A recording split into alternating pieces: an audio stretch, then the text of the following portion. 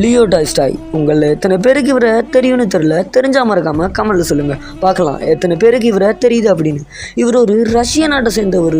இவர் ஒரு எழுத்தாளர். தமிழ்நாட்டில் எப்படி பாரதிதாசன் பாரதியாரோ அதுபோல் இவர் ரஷ்யாவில் மிக பிரபலமான எழுத்தாளர். இந்தியாவுக்கும் இவருக்கும் ஒரு நட்புறவு இருந்திருக்கு. யாரோட தெரியுமா? தெரிஞ்சுக்கிறதுக்கு முன்னாடி நம்ம சேனலுக்கு நீங்கள் ஒன்று சப்ஸ்கிரைப் பண்ணலாம், மறக்காமல் பண்ணுங்கள். நம்ம வீடியோவை பார்க்குறீங்க, ஆனால் யாருமே சப்ஸ்கிரைப் பண்ணுறதே இல்லை. ப்ளீஸ் சப்ஸ்கிரைப் பண்ணிட்டு பாருங்கள். ஃபாதர் ஆஃப் த நேஷன் அப்படின்னு சொல்லக்கூடிய மகாத்மா காந்தியோடைய நட்புறவில் இருந்திருக்காரு.